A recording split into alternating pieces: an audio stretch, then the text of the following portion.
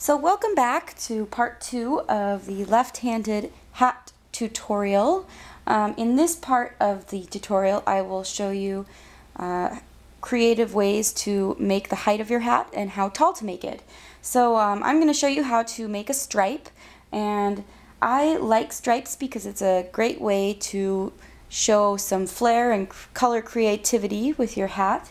Generally, when making a stripe, you want to make sure that you use the yarn that's the same brand and the same weight, because if you have yarn that's a little too thin, the stripe won't come out the same density. If it's too thick, it might puff out more than the rest of the yarn. So you want it to be consistent material that you're knitting. But in this case, I want to use up some scrap yarn and I really love the color. So I'm going to knit 2 of the same pieces of yarn together at the same time. And it's going to make it a little thicker, but we'll see how it turns out. I just really want to use this yarn. So what we're going to do is knit to your stitch marker. And if you're just knitting a thin stripe, you don't really need to cut this yarn. You can just leave it in the back of while you work on the other color. So what you do is take your stripe color, which in this case I'm using 2 pieces at the same time, and you start with that first stitch in the row, and you leave about, I don't know, 6 inches of a tail, and you just start knitting with the new color. And this first stitch is going to be a little bit baggy, and you'll be able to correct that later on as you get around. You'll tie it to the back. So all I'm doing is continuing to knit around and around, but now I have a new color. And I generally like to start my stripes still on the crown of the head, because if you start a stripe too high up, it just looks a little bit awkward, and you still want to show off some of the original hat color. So I usually start up about 6 rows from the brim. So I'll show you what I'll do when I get around to the beginning of the row again. So I'm coming around to the beginning of my stripe color, and when you knit that first stitch, it's going to be really loose because it has that loose end along with the last stitch of the base color. So just knit through those, and there's the stitch marker. Just pass it to the left needle, and we'll tighten them up here in a second. So continue with your stripe color, knit a couple of stitches, and then what I do is I look at the back here, and I'm just going to tighten these up, not too tight, and then just loosely tie it like this. And we'll come back later when the work is all finished, and we'll fix that up a little bit better, but this is going to keep the tension just fine. So I'm going to continue with my stripe color, and I like to make my stripes more than 2 rows wide. It's up to you though. I just think it's a little too narrow for my liking. So I'm probably going to make this stripe 3 or 4 rows, we'll see how I feel, and then make some of the base color for a couple of rows, and then make 1 more stripe color.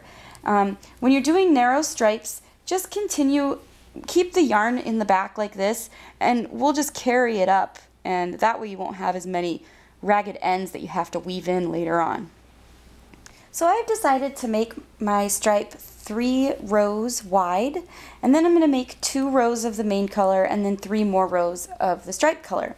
So I'm getting to the end of the 3rd row of my stripe, and all I'm going to do is, once I get to that stitch marker, I'm going to leave my other one behind, my stripe color behind, transfer that stitch marker over, and then I'm going to pick up my main color, and I'm going to start knitting with that one again. And all you have to do is make sure that you leave a little bit of leeway in the back. You don't want it to pull it up too tightly, or else it's going to cinch up the hat.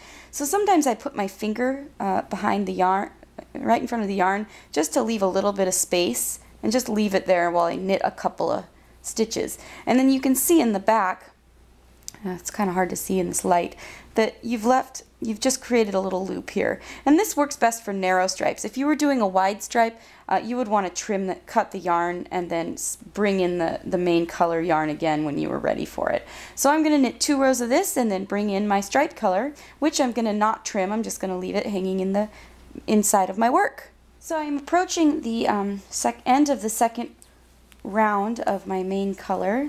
So I want to start my next stripe, and you can see how things are kind of loose around here, and that's all right because what we'll do is tighten everything up when the hat is done, and it'll make a lot more sense. So we're passing this along to the left side, and I'm going to just start with the first stitch of the row, and instead of using that green color, I'm going to bring in my striped color again, making sure to make this stitch a little more loosely than I typically would, because it'll tighten up when we come back over to the next round. And I also like making stripes because it makes the hat move along a little more quickly for some reason. It must be psychological when I'm counting, oh, I have to do 3 rows of this and 2 rows of that. The next thing you know, you're more than halfway done with your hat. So we'll come back when I'm almost done with the 3rd row of this next stripe. So here I am approaching the end of my 3rd row of my stripe, and what I'm going to do is I'm going to knit to the stitch marker. Another reason why a stitch marker is very helpful. And we'll transfer that over to the left needle, and then I'm just going to cut the stripe yarn, leaving a 6 to 8 inch tail, and then just pick up again with the main color yarn and continue knitting around and around.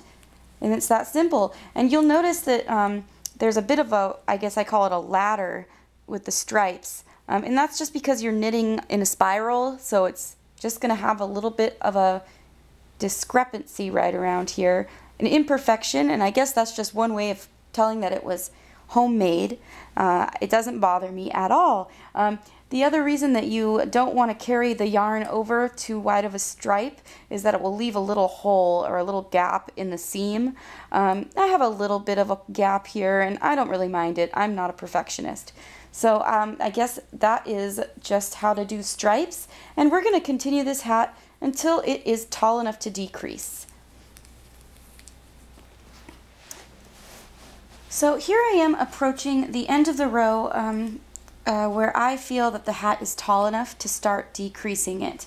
And I know I said in the beginning that it should be about 6 to 7 inches tall, and it's kind of approximate. I mean, I would rather make a hat that's too deep or too tall than one that is too shallow or too short.